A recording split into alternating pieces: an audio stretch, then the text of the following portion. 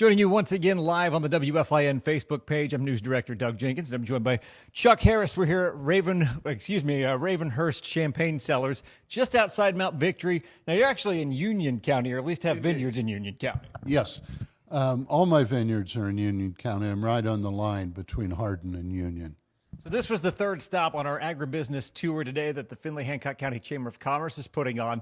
And certainly another interesting look at how agriculture is very diverse in Ohio. A lot of times we just look at either livestock or we see a lot of corn this time of year, but it's certainly more diverse than that. And we do see the grape vineyards, which, well, they turn into some pretty nice wine, as we found out today. Growing grapes in Ohio, I imagine, has to be much different than it is in California.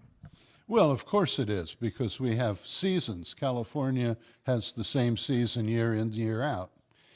And that's the big difference. We talked earlier today about how 25 years is a good span for the length of a grape here in Ohio, where in California sometimes you find 100-year-old vines. But 25 winters is a pretty good lifetime. Now, because we have the seasons and because they can be so extreme, let's first talk about how you deal with the harsh winters that we sometimes see. When we plant, we auger down 4 feet with a 12-inch auger. So grapevines are real lazy. They go right to the bottom of that hole, and then they spread out. So they're underneath that clay layer that ends up being the most detrimental thing for planting here in Ohio. Most folks buy a $10 vine, they put it in a 50-cent hole. It goes down to the clay layer, doesn't go through it, just sits on top. So the winter comes along, kills all the vines, kills all the roots.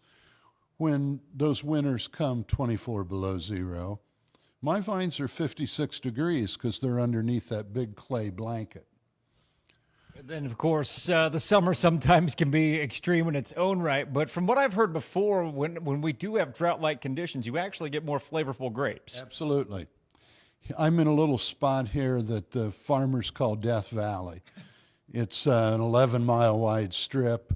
When those big storms start out in Iowa, and they only have that one tree in Indiana to slow them down, they hit Bell Fountain and go north and south. They go north to Kenton, they go south to Marysville, and I'm like on the other side of the rock in the stream. I seldom get rains. Often my last rain will be July 4th, and my next rain will be October 15th. So we have really dry ripening seasons, perfect for, certainly not perfect for corn, but perfect for grapes. Well, one thing that we learned about today is how handling the grapes is so very important to the flavor of it. And this is award-winning wine that's being made here. We'll get into that in a second, but a lot of that comes without handles it. And when you first think, all right, so we're just outside Hardin County, how are you getting such great grapes? And then you told us the story. It's the workforce. You have the Amish, and they're meticulous. Absolutely, they are. I've been in lots of harvests, and people disrespect the fruit immensely. When these ladies pick a cluster, they look it over, pick off any little bad grapes, lay it down gently in the picking boxes. I couldn't ask for a better workforce. Consequently, I get the most beautiful grapes in the state. Let's talk a little bit about the different grapes in Ohio and the different flavors of grapes. You mentioned that in this area, just outside Hardin County and Union County, you have a different flavor grape than just maybe 2 hours here closer to Lake Erie, and it's all due to the temperature. Not only the temperature, the ground.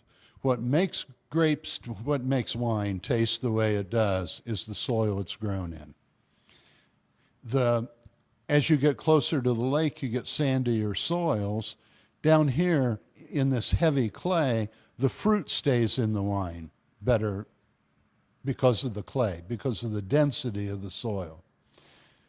And in the 3 vineyards I have different soil in each one, so consequently I get different wines from each one of the vineyards. So, Chuck, you gave us a pour here right before Chuck insisted, and, well, I didn't feel like fighting back too much. So, Chuck, tell us about what we're drinking here. It's a Blanc de Blanc champagne. It's all Chardonnay. We only grow 4 grapes. We grow Chardonnay, Pinot Noir, Cabernet Sauvignon, Cabernet Franc. They're all the great grapes of France. We leave the jelly grapes for making jelly with. And last story we'll have Chuck tell you is we mentioned that the awards that you've won here.